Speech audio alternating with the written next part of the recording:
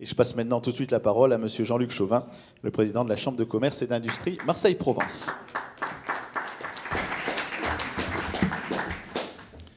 Monsieur le Président du Conseil mondial de l'eau, mon cher Loïc Fauchon, Madame la Secrétaire générale de la préfecture des Bouches-du-Rhône, de la région sud, pardon, de la région Provence-Alpes-Côte d'Azur, excusez-moi, chère Madame Pentèbre, Madame la vice-présidente de la région sud Provence-Alpes-Côte d'Azur, ma chère Caroline Posmentier, Monsieur l'adjoint au maire de Marseille, cher Didier Parakian, Monsieur le Président du Forum et du groupe Aduxi, cher Alain Pallis, Messieurs les présidents du comité d'organisation, Messieurs Chambon et Monsieur Messonnier pour les CCE, Mesdames et Messieurs, chers amis, j'ai probablement oublié beaucoup de monde que j'ai vu aujourd'hui, Monsieur Parent notamment, pour Méditerranée. En tant que président de la Chambre de commerce et d'industrie de Marseille-Provence et au nom de l'ensemble de ses membres, je suis heureux d'accueillir ici à Marseille, aux côtés des organisateurs et de l'ensemble des partenaires institutionnels locaux, le Forum économique rhodanien. C'est la troisième fois que cette rencontre annuelle est désormais incontournable entre les acteurs économiques, politiques et associatifs du sillon rhodanien est accueillie à Marseille. Bienvenue. Soyez les bienvenus à Marseille, au cœur de la métropole ex-Marseille-Provence. Le choix de tenir ce forum ici à Marseille me semble tout à fait propice compte tenu du thème de cette 19e édition, le numérique et les mutations sociétales en Afrique francophone. Vous êtes en effet ici au cœur d'un hub international des échanges avec l'Afrique. Forte de son histoire, de sa position géostratégique, de sa mixité culturelle et de sa tradition d'ouverture au monde, ex-Marseille-Provence a su, au fil des siècles, cultiver des atouts pour développer les liens économiques et commerciaux forts avec le continent africain. Ce n'est pas un hasard si la Chambre de commerce et d'industrie de Marseille-Provence est la première au monde à avoir vu le jour en 1599, il y a déjà 420 ans. Aujourd'hui, notre territoire, en relation permanente avec l'Afrique et le pourtour méditerranéen depuis 2600 ans,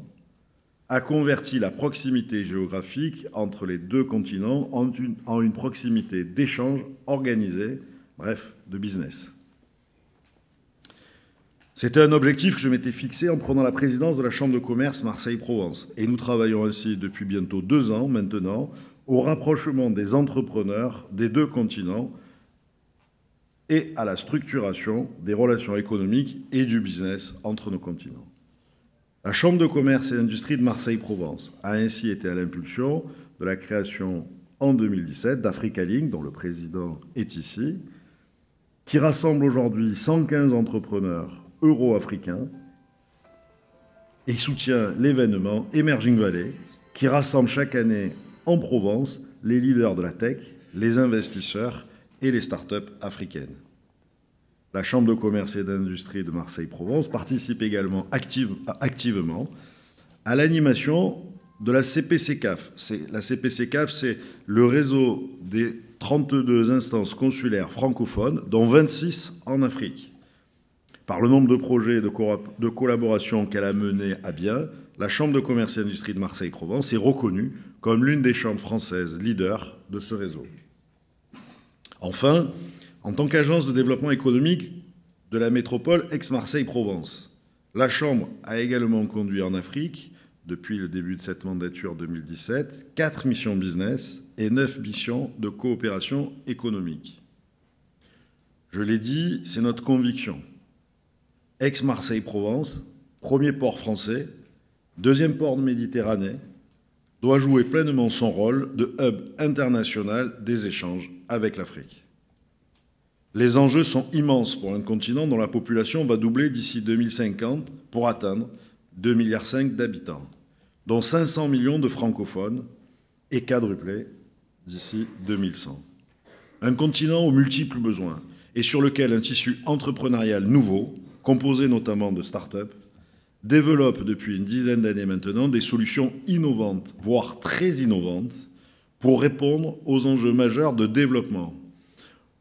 aux besoins vitaux comme l'accès aux soins, l'accès à l'eau, à l'éducation ou encore des solutions de transport ou d'énergie pour des territoires parfois reculés.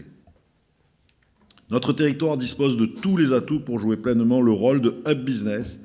avec le continent africain, avec la présence de nombreuses entreprises ayant une activité en Afrique, dont de grands groupes internationaux ayant choisi la Provence pour aborder le marché africain, la présence de la première université francophone au monde avec ses 77 000 étudiants, et l'école de management de Cage, qui est une école consulaire entre les chambres de Marseille et de Bordeaux, qui opère un campus à Dakar, qui a été classée première business school d'Afrique noire francophone par Jeune Afrique cette année. La jeunesse marseillaise, véritable richesse, dont une partie possède des liens familiaux, culturels et sociaux avec l'Afrique et qui constitue une richesse à part entière à promouvoir et valoriser l'entrepreneuriat et l'ouverture sur l'Afrique de nos activités économiques, ouvrant des perspectives porteuses de sens pour les jeunes cherchant encore leur place dans notre société. Et enfin, la présence de 73 représentations consulaires, dont celle de 25 États africains, Marseille étant ainsi la deuxième ville diplomatique de France après Paris. C'est pourquoi la Chambre de commerce et d'industrie de Marseille-Provence développe l'initiative d'une maison de l'Afrique à Marseille, qui ouvrira ses portes en 2021 et qui sera un outil opérationnel pour les entrepreneurs et investisseurs des deux côtés de la Méditerranée, un outil au service de l'ambition africaine du territoire, de la France et de l'Europe. Je vous remercie.